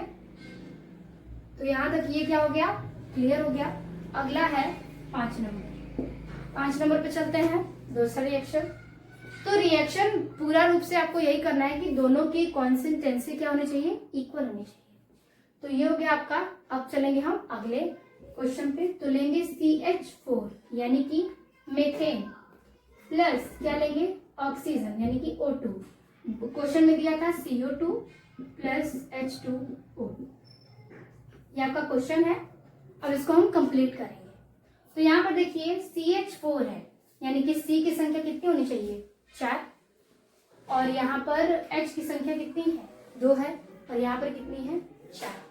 तो पूरा कैसे करेंगे, तो लिखेंगे यहाँ पर CH4 प्लस O2 है। तो ये देखिए यहाँ पर O की संख्या है कितनी, यहाँ पर 2 है और यहाँ पर 1 है, और यहाँ पर कितना है 2 है। अब 1 तो लिख नहीं सकते, तो हम लेंगे यहाँ पर पूरा करने के लिए इसको 2 इज इक्वल टू, अब इसके बराबर इसको रखेंगे CH4 और 2O2, इसको क्लियर करेंगे तो हाइड्रोजन की संख्या 4 होनी चाहिए, कार्बन की संख्या भी 4 होनी चाहिए। तो यहाँ पर हम बनाएंगे CO2 प्लस H2O। अब देखिए यहाँ पर कैसे बना है, तो C हो गया, कंसिस्टेंसी 1 1, हाइड्रोजन की संख्या 2 है, ठीक है, सॉरी 4 है, तो यहाँ पर H2 है, ठीक। तो यहाँ पर हम ले लेंगे संतुलित करने के लिए 2, तो 2 दूनी के 4, ठीक है, 4 हो गया। यहाँ पर O की संख्या कितनी है 4, ठीक है, 2O4, तो यहाँ से ये 2 हो गया, 2 दूनी के 4, और यहाँ से ये 2, ठीक है। तो यहाँ पर 4 और यहाँ पर ये 2 संख्या हाइड्रोजन की भी है और इसके साथ कितनी है ऑक्सीजन की भी है, तो इसमें नंबर नहीं है इसलिए ये 2 ही रह जाएगी, और इसमें नंबर है तो ये हाइड्रोजन की संख्या 4 हो जाएगी। तो यहाँ पर ऑक्सीजन की जो संख्या है वो 2 हो जाती है, और यहाँ से ये 2 हो जाता है, तो ये संख्या कितनी हुई 4, और यहाँ पर भी ऑक्सीजन की संख्या कितनी हुई 4, तो 4 और 4 इक्वल हो गए, कार्बन 1 एंड 1, H4 है, तो यहाँ पे देखिए H2O, यानी कि यहाँ पर H2 2 दूना के 4, यहाँ पे भी है यहाँ पे भी है, तो ये रिएक्शन भी कंप्लीट होता है। ये आपका मीथेन का सूत्र है, ये ऑक्सीजन है, ये कार्बन डाइऑक्साइड और ये जल। अगला है 6 नंबर, ठीक है, अगला हम 6 नंबर लेंगे कि अगला सूत्र है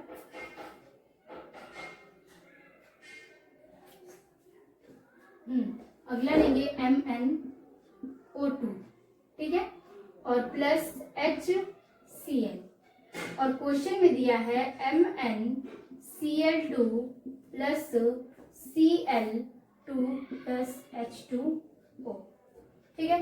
तो ये जो रिएक्शन है वो आपको इसकी तुलना में ये और ये सेम हो जाते हैं, लेकिन इसमें जो हाइड्रोजन और मतलब कि इसमें जो जल है उसकी क्रिया लास्ट में होगी, तो क्लियर कर लीजिए, तुरंत बन जाएगा MnO2, ये क्लियर है, प्लस HCl है, तो HCl की संख्या इधर पूरी करेंगे, तो यहाँ हम ले लेंगे बनाने के लिए कि MnCl2, यानी कि ये Mn 1 1 की संख्या से क्लियर है, यहाँ पे Cl 1 है और यहाँ पे कितना है 2 और ये 2 4, तो यहाँ पर भी Cl2 लेंगे, जब 2 2 4 है तो यहाँ पर Cl की संख्या कितने रख लेंगे 4, तो यहाँ से हाइड्रोजन भी 4 और क्लोरीन भी 4, तो Cl की संख्या जब 4 है और यहाँ पर भी 4 मिल रही है, ये Mn1 ये भी हो गया, बचा क्या H जो कि 4 की संख्या में है, वो क्या है 2 की संख्या में है, यहाँ पर हम ले लेंगे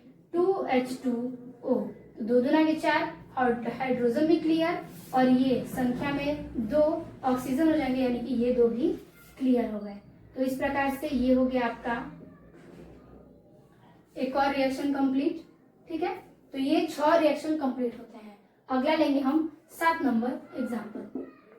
आई होप आपको यहाँ तक क्लियर होगा किस प्रकार से आपको क्या कंप्लीट करना है। अगला एग्जाम्पल ले लेते हैं, एक सेकेंड,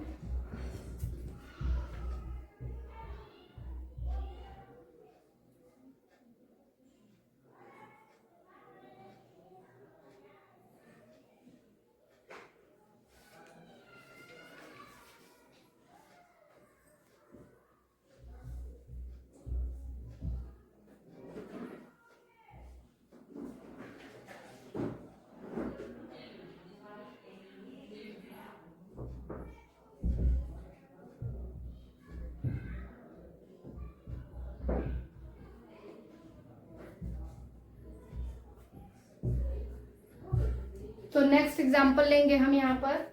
अगला लेंगे 7 नंबर में एक ग्लूकोज ले लेंगे C6H12O6, प्लस ऑक्सीजन ले लेते हैं O2, बनेगा क्या?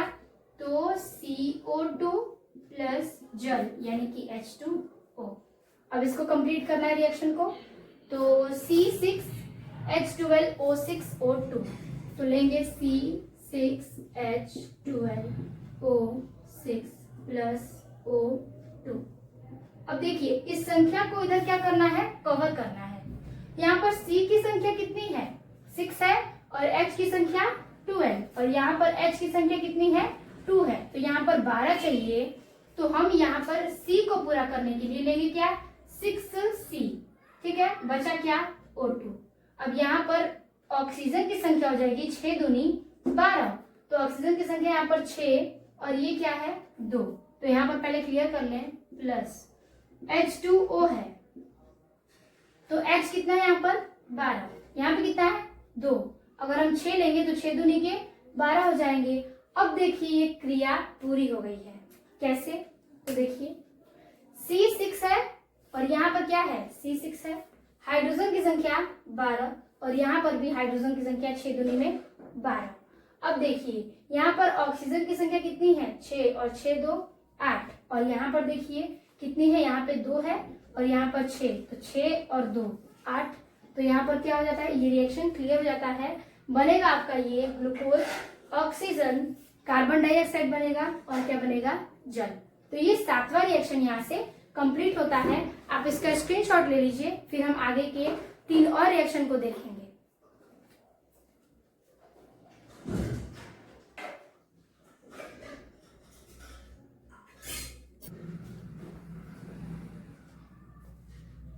तो अगला रिएक्शन है 8 नंबर, ठीक है, लेंगे अगला Mg H2SO4 लेंगे, H2SO4 प्लस NaOH, और यहाँ बनेगा आपका Na2SO4 प्लस H2O। अब रिएक्शन कंप्लीट करेंगे, तो देखिए H2SO4 प्लस NaOH क्या बनेगा, तो यहाँ पर Na की संख्या कितनी है, 2 है, यानी कि सोडियम की संख्या, और OH जो है यहाँ पर अलग हो गया, यानी कि हाइड्रोजन की संख्या देखनी है। तो यहाँ पे देखिए 2 और 1, यहाँ पर 3 हाइड्रोजन की संख्या है, और यहाँ पर SO4, तो SO4 4 है, इधर भी 4 है। तो यहाँ पर अगर हम नाइट्रोजन की यानी कि सोडियम की संख्या 2 चाहिए, तो हम यहाँ पर भी 2 लिखेंगे, तो ये क्या हो जाएगा, कंप्लीट हो जाएगा। तो यहाँ लिखेंगे Na2SO4, ठीक है, SO4 क्लियर है, Na2 क्लियर है, बचा क्या, HO और H2, ठीक है, तो यहाँ पर हम प्लस लिखेंगे, H2O है, H2O, अगर हम यहाँ 2 लिख दे, 2 दूना के 4, और यहाँ पर देखिए 2 और ये 2 4, इसकी संख्या गुणा होगा इसमें, तो ये 2 हो जाएगा हाइड्रोजन, यहाँ पे भी 2, तो 2 2 4, और यहाँ पर भी 2 दूने के 4। ऑक्सीजन कितना होना चाहिए, तो देखिए 2 होना चाहिए, तो यहाँ पर ऑक्सीजन कितना है, 2 की संख्या में है ऑक्सीजन, ये तो सल्फर ऑक्साइड है ना, तो यहाँ पर सल्फर SO4 वैसे का वैसे ही है, यहाँ पर संख्या ऑक्सीजन की 2 है और हाइड्रोजन की भी, और यहाँ हाइड्रोजन 2 है, तो 2 दूना 4 हो जाएगा हाइड्रोजन, और यहाँ से 2 हो जाएगा कितना, ये O का ऑक्सीजन, तो यहाँ से भी ये भी 2 हो गया, तो ये आपका हो जाएगा सल्फर हाइड्रोजन सल्फाइड, और यहाँ पे सोडियम ऑक्साइड, और यहाँ पर सोडियम सल्फाइड, और यहाँ पर ये निकलेगा जल। तो ये कंप्लीट होता है रिएक्शन। अगला है 9 नंबर, जिसमें हम लेंगे MgCl प्लस H2O, और इधर बनेगा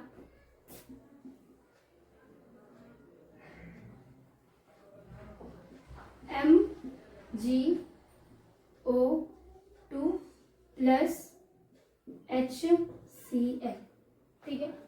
अब देखिए पूरा कैसे करेंगे, तो यहाँ पर Mg की संख्या 1 है, यहाँ पर भी 1 है, तो लिख देंगे Mg ठीक है, Mg और Cl प्लस H2O, ठीक है, MgCl और H2O। क्रिया कंप्लीट करेंगे। यहाँ पर मैग्नीशियम की संख्या 1, यहाँ पर भी 1, तो ये उतार देंगे। अब यहाँ देखिए कि ऑक्सीजन की संख्या 2 है और यहाँ पर 1 है, तो यहाँ पर O लिखेंगे, ठीक है। तो यहाँ पर क्या करना पड़ेगा कि 2 और 2 से कंप्लीट करने के लिए यहाँ पर संख्या में 2 लेंगे, ठीक है। तो ये आपका O कंप्लीट हो जाएगा, ठीक है। और प्लस क्या बचेगा, तो H2O और यहाँ पर HCl। तो यहाँ पर जो Cl की संख्या है वो 2 है, ठीक है। तो यहाँ पर हम लेंगे क्या, 2। तो यहाँ से देखिए ये मैग्नीशियम की संख्या 2 कंप्लीट होगी, यहाँ पे भी 2 कंप्लीट होगी। ऑक्सीजन की संख्या यहाँ पर जो कि है 2 कंप्लीट होगी और यहाँ पर भी 2 कंप्लीट। अब देखिए यहाँ पर क्लोरीन बचा, ठीक है, क्लोरीन। तो क्लोरीन के लिए हम लेंगे क्या, H की संख्या 2 है तो लेंगे 2HCl, ठीक है, 2HCl, ये 2 नहीं रहेगा, 2HCl। तो यहाँ से हाइड्रोजन की और क्लोरीन की संख्या क्लियर है। देखिए Mg2 2Mg, ऑक्सीजन की संख्या 1, यहाँ पर भी 1, Cl है और यहाँ पर Cl यहाँ पे है, ठीक है। तो यहाँ पे भी Cl की संख्या 2, यहाँ पे भी 2, हाइड्रोजन की संख्या 2 और यहाँ पर भी 2। तो ये रिएक्शन कंप्लीट होता है। अगला है 10 नंबर, लास्ट रिएक्शन रहेगा ये।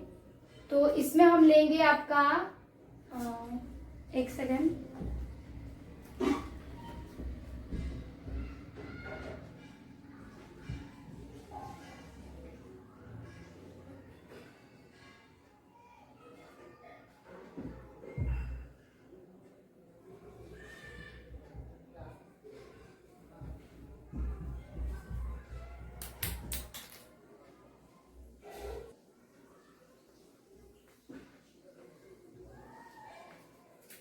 तो अगला 10 नंबर एग्जाम्पल लेंगे, ठीक है। अब इस दूसरा एग्जाम्पल लेंगे तो उसको कैसे कंप्लीट करेंगे, तो लेंगे MgCl2 प्लस AgNO3, बन रहा है आपका यहाँ से MgNO3, ठीक है, और प्लस AgCl। कंप्लीट करेंगे रिएक्शन। तो यहाँ पर देखिए MgCl2 है, यहाँ पे Cl1 है, तो पहले ये उतार लेंगे हम, MgCl2 प्लस AgNO3। यहाँ पर देखिए संख्या जो Ag की है, तो यहाँ पर जो NO है वो 3 है, यहाँ पर भी 3 है, तो हमको कंप्लीट करना रहेगा। तो हम यहाँ पर लेंगे किसको, 2 को। तो यहाँ पर संख्या कितनी हो गई है, 2, और यहाँ पर ये 2 3 6, तो इक्वल में हमारा बनेगा कि MgNO3 बनेगा, ठीक है, NO3 Mg है प्लस Ag बचा और Cl। तो यहाँ पर Ag की संख्या 2 है, तो यहाँ पर ले लेंगे 2, और ये Cl की संख्या भी यहाँ 2 है, तो यहाँ से भी ये हो जाएगा 2। तो AgCl जो कि है 2 संख्या में, तो देखिए Ag2 Cl2, तो Ag2 और Cl2 बचा MgNO3 तो यहाँ से ये क्रिया रिएक्शन कंप्लीट होता है। तो आप इसका स्क्रीनशॉट ले लीजिए। फिर आगे जो संतुलित करने के लिए लिखित क्वेश्चन आते हैं और उसको सूत्र लिखना पड़ता है वो हम देखेंगे। तो आप इसका स्क्रीनशॉट ले लीजिए, फिर हम आगे को देखते हैं।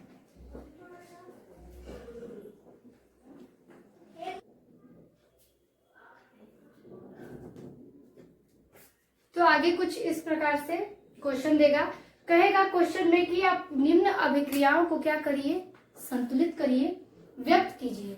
तो आपको नाम दे दिए जाएंगे, आपको क्या करना है, उसका जो प्रतीक है, उसका जो सूत्र है वो याद रखना है और उसको ही लिखना है, और रिएक्शन भी क्या करना है, कंप्लीट करना है। तो सबसे इजी मेथड है कि आपको जो तत्व लिए गए हैं उनको रखना है और उनसे क्या बनेगा वो आप खुद डिसाइड कर लेंगे। तो देखिए यहाँ पे कह रहा है हाइड्रोजन, यहाँ कह रहा है क्लोरीन। तो आपको हाइड्रोजन का प्रतीक पता है, होता है H, और क्लोरीन का क्या होता है Cl। तो लिख लेंगे यहाँ पर हम H प्लस Cl। बस आपको इतना पहले लिख लेना है। अब आगे हम लिखेंगे क्या क्या बन रहा है, तो हाइड्रोजन क्लोराइड बन रहा है। तो हाइड्रोजन क्लोराइड का जो सूत्र है वो होता है HCl। जब क्रिया को संतुलित करेंगे तो यहाँ पर हाइड्रोजन की संख्या 2 लेंगे और यहाँ पर क्लोरीन की संख्या भी 2 लेंगे। तो यहाँ पर देखिए 2 2 दोनों की संख्या है।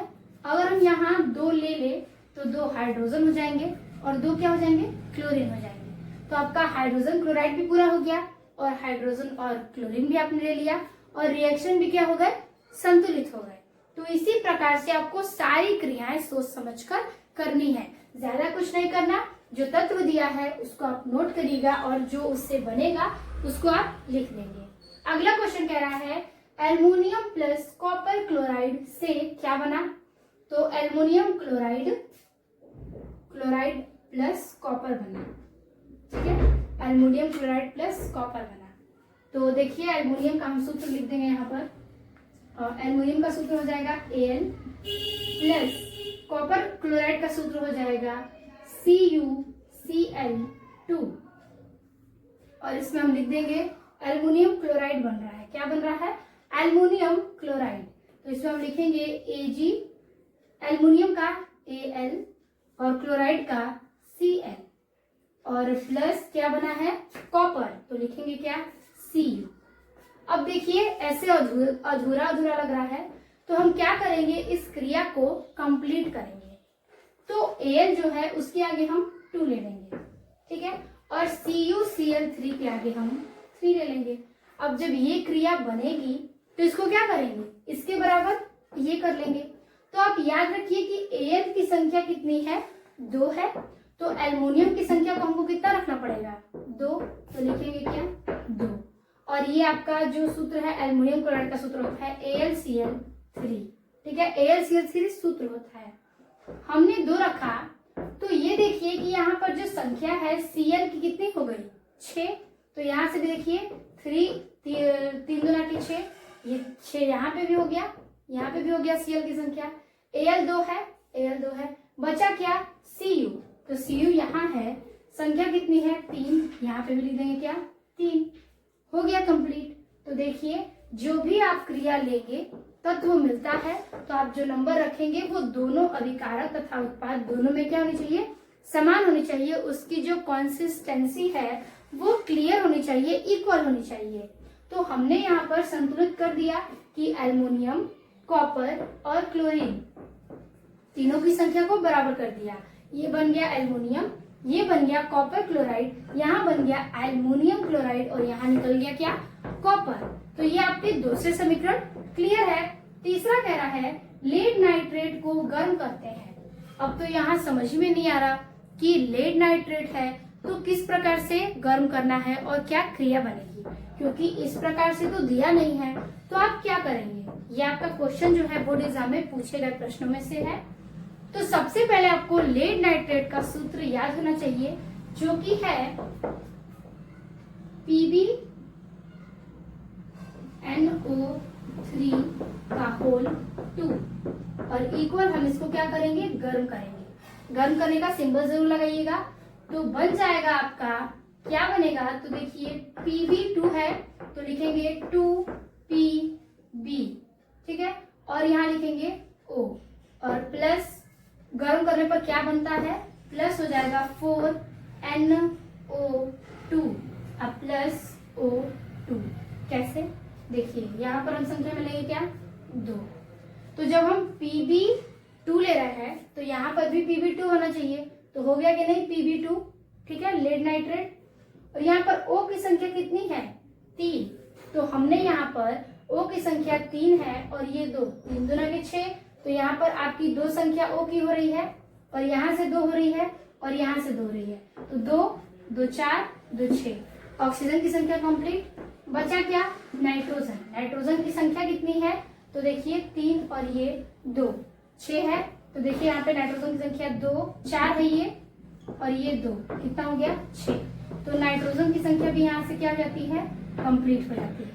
तो ये हो गया आपका पूर्ण रूप से लेड नाइट्रेट को गर्म करने के बाद ये फॉर्मूला आपका निकलता है। ठीक है, समझ में आ गया? आपको ये सूत्र याद होना चाहिए, तब आप उसको अलग अलग भागों में बांट देंगे तो ये आपका क्लियर हो जाएगा समीकरण। अगला कह रहा है 4 नंबर कि एथेनॉल को सांद्र सल्फ्यूरिक अम्ल के साथ गर्म करते हैं। तो इसको गर्म करेंगे किसके साथ? सल्फ्यूरिक अम्ल के साथ। तो एथेनॉल का सूत्र लिखेंगे। एथेनॉल का सूत्र होता है CH3COON। ठीक है, और सल्फ्यूरिक अम्ल से करेंगे तो प्लस Na2CO3। ठीक है, इससे क्रिया करना है तो गर्म करने पर क्या प्राप्त होगा? तो देखिए यहाँ पर हम बस रासायनिक अभिक्रिया को क्या करेंगे, चेंज कर देंगे और कुछ भागों को क्या करेंगे, निकाल देंगे। तो गर्म करने के बाद सबसे पहले इसमें जो जल है वो निकल जाएगा, तो हम लिख देंगे यहाँ पर H2O। उस तत्व में से हमने जल को निकाल दिया H2 और यहाँ से कोई भी O। बचेगा क्या? तो देखिए बचेगा आपका CH3COONA, यानी कि हमने इसका O लिया था COONA, और यहाँ पर बच जाएगा Na प्लस क्या बचेगा, CO3 है ना, तो CO2 बचेगा प्लस जल। अब देखिए कैसे, तो देखिए CH3COON, तो CH3COO। ठीक है, अब यहाँ पर जो N है वो सोडियम यहाँ पे लिया गया है, ये Na, तो Na। ठीक है, संख्या देखिए यहाँ पर Na की संख्या 2 है, तो यहाँ पर भी 2 होना चाहिए, और यहाँ पर CO3 है तो यहाँ पर CO2 हमने लिया और एक ऑक्सीजन जो है हमने दे दिया है किसको, जल को, और यहाँ पर जो H3 था वो हो गया आपका यहाँ पर H2। तो कुल मिलाकर आपका जो सूत्र बनेगा वो बनेगा CH3COON प्लस Na2CO3 से बनता है CH3COONA plus CO2 plus H2O। तो गर्म करने के बाद जल निकलेगा, कार्बन डाइऑक्साइड निकलेगा और बचा आपका एथेनॉल, तो एथेनॉल। ठीक है, तो ये हो गया आपके 4 समीकरण इस प्रकार से लिखित, जो कि बहुत ही इंपॉर्टेंट है। ये सारी अभिक्रियाएं आपकी हर साल पूछी गई हैं, तो आप इसका स्क्रीनशॉट ले लीजिए, फिर हम आगे के कुछ ऐसी समीकरण को देखते हैं।